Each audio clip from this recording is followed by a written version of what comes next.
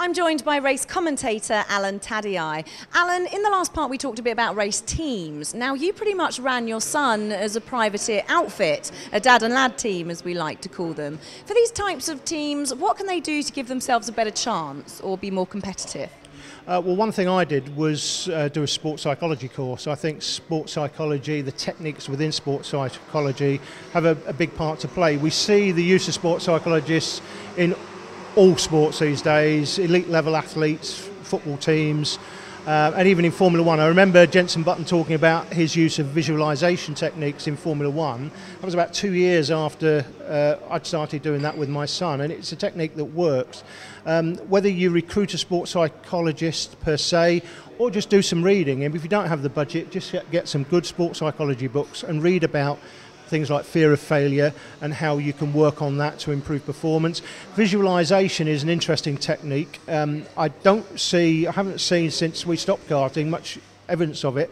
Apart from today, funnily enough, I saw Jordan Baines out on the grid running through visualisation. You can see him with his eyes closed, hands on the steering wheel, he's pressing the pedals, and he's visualising himself getting a good start at the start of the race, getting into the lead, putting consistent lap times. I think preparation for a race weekend should start on Tuesday or Wednesday with visualisation techniques. With a steering wheel, you can use a PlayStation or Xbox steering wheel, or just steering wheel off the cart. Get a stopwatch. The idea is that you close your eyes and you're coming to the start-finish line, and you start the stopwatch as you go across the start-finish line. You're trying to put in, visually, in your mind, a time that's within a tenth or two of the lap record. If you stop the watch and you're a second quicker, that's not realistic. If you stop the watch at the end of each lap and you're a second slower, you're not quick enough. You're trying to visualise yourself doing times which are realistic and close to a lap record time. If you can do that and prepare for that running into the race weekend, before you even get here, you pretty much know where you need to be on the track at any given moment in time, and it just becomes, an automatic psychological thing. It's a technique that all the elite level sportsmen are using, and it works. If you've got a sports psychologist and somebody hasn't, I think you've got a massive advantage, in my opinion. And in a sport where you're trying to find a tenth is huge, a tenth of a second. 2 tenths is massive, quarter of a second, you're going to win a race by a mile. Well, a lot of top athletes use visualisation techniques and power of the mind, don't they? Yeah, they're all using sports psychologists, they're all using those techniques. And if you're a young driver sitting on the grid and you're on the front row and the guy next to you doesn't know anything about visualisation, hasn't even thought about sports psychology and the use of the techniques within sports psychology, and you, like Jordan, are sitting there and you're running through a routine in your mind, you're thinking about the start of the race, you're thinking and visualising yourself at the start of the race, doing well, overtaking, getting into the lead and clearing off, putting in consistent times, you've got an advantage, in my opinion, there's no doubt about it. Lovely, well thank you very much Alan. Let's now take a look at the highlights from the Junior Rotax Max, and this is for drivers from 13 years of age.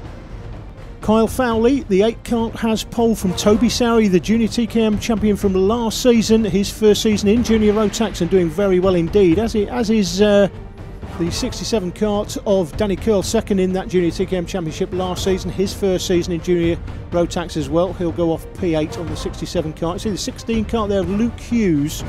He won the tightest championship in the history of karting by 1/1000th of a second. Now the results from the early heats and final one, and the results from that final one give you the grid positions for this televised final. You can already see that the poleman's been deposed. Contact here through turn 1.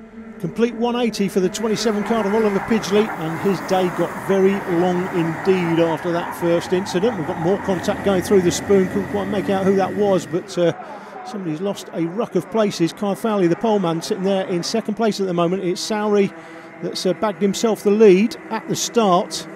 Did he get a jump start though? Let's have a look. Yes, he did. He's just in front of the poleman, and it should have been brought back, but when it's that tight, it really is. And to be fair, he's doing exactly what he should do, as we see the 58 kart turn round. 83 goes with him as well. Luke Knott is 58th, 83 is Luke Whitworth. He dropped down through Devil's Elbow, but right at the back of the field, so plenty of work for them two drivers to do. Just make out the 16 kart there going up the straight. That's Luke Hughes. Luke, as I said earlier, as he goes up the inside at the spoon for a place, so makes another place up. Luke won the MSA Motors TV series when it was held at Three Sisters in Wigan. That season, he won it by 1/1000th of a second. Not the race, he won the championship by 1/1000th of a second. Went across the line. Had he not finished in front of the driver he was overtaking, he would have lost the championship by 1 point. As it was, he won it by 1/1000th. What a finish that was. 34 kart, the KR Sport chassis there. Tom Harvey, former SuperOne cadet champion a couple of seasons ago. He makes up a place through the final turn. Started on P9, I think that's him up to 6th place, it is. Looking up the inside of the 7 kart, makes a move on Sam Marsh as well through the spoon. So Harvey on a roll here. He's through to 5th place. There he is, coming through the carousel at the bottom of the circuit, just leading this train of drivers. Got a bit of work to do to catch the driver in 4th place, but I think he will do that fairly quickly. He comes down through the compression corner. And overtaking through here, not that time. Track drops away through Devil's Elbow here. C-plate on the back of that little group there.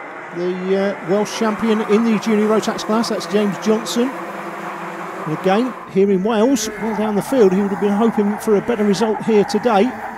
The Welsh champion on the only Welsh circuit in this SuperOne series, as we see Harvey up the inside of Holland for 3rd, and Fowley's through to the lead. And Toby Sowry's lead has been short-lived. Fowley, the poleman, back into the lead spot, so Sowry with a bit of work to do. Harvey through to 3rd place, still chasing the leaders. He won't give up on that. He's come through from 9th, so great performance here by Tom, former SuperOne cadet champion. There he is, 34 karts, racing for the KR Sport team this season. Had a bit of time off last season after having a dabble in the KF3 class. That was short-lived, but back on the pace now in junior Rotax. Fowley leads it. It's Sowry up the inside, but can't make it stick on. He's ripped off Carl Fowley's exhaust, running into the back of him, into the spoon. Let's have another look. Doesn't get there, and that has ripped off Carl Fowley's exhaust, and Fowley will get a technical flag for that. As we rejoin it, he has. Fowley's off the circuit with a technical flag, and it's left the 34 car of Tom Harvey out front. Holland's come through to 2nd place, 67 Danny Curl, and 51 under investigation for the contact. The clerks of the course are down in the carousel. I think we may just about see them. They can see that top corner from where they are. Race director Nigel Edwards on the black flag.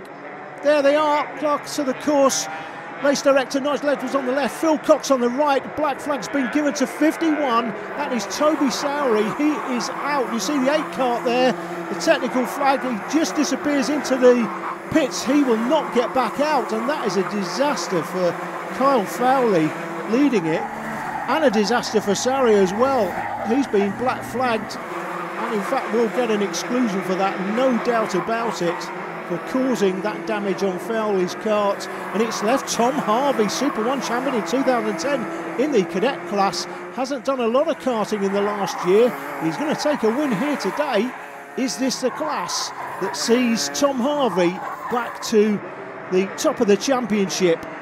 Comes through the final turn for the penultimate time, gets the last lap, but he's got a comfortable lead as he goes through turn 1. Does he have a look over his shoulder? He does. Quick look over his shoulder, knows he's got it all under control. You can see the smile from ear to ear. You don't need to see him.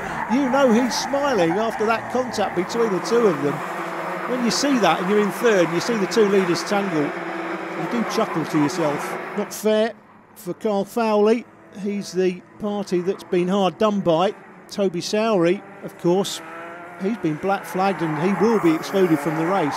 Make no mistake about that. The fact that he's been black flagged means the officials have seen it, and by definition, if you're running into the back of someone and causing them not to finish, you will be excluded from the results. It's Harvey that takes a great lead. It's close for 2nd between Rob Holland, who just pinches it from Danny Curl on the line, and the rest of the kart stream through the final turn. Close racing all the way through the field. The results as follows. Tom Harvey, Rob Holland, Danny Curl, as stated, top 3. I'll interview them in just a second. Sam Marsh it was in 4th from Ross Gunn, last year's mini-max champion, through for 5th. He's followed in by Harry Webb, Oliver Norris, Oliver Mars, Stephen Hanford and Raoul Hyman rounding out the top 10. Danny, 3rd place for you today. How do you feel about that? Feels amazing. First year in Junior Max.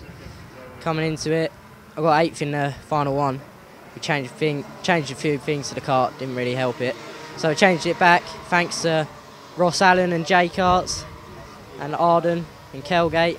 Managed to get it perfect for the final, just not quite close enough to win, but happy with second. Really pleased with that. Considering the circumstances, I think it went quite well. How about the actual race? Was it a tough one? It was very tough. It was a second of 15 minutes, so everyone was getting a bit tired. I think a few mistakes started to come in, but overall, I think it went quite well. How tough did you find the race, or was it pretty smooth? It was really tough, but as towards the end, my kart came on, the others didn't. I found it really smooth. I'd like to thank my sponsors, VIP, RB Supplies, APS Printing, my mum and dad, and THR Graphics. Thank you. And is this what we're going to see from now on? Firsts all the way? Of course it is, you know that.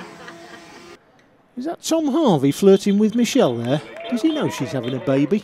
Rob Holland leads the championship by 1 point from Ross Gunn, last year's Mini-Max champion. Could he do Mini-Max, Junior Max, Senior Max, a triple? Never been done before.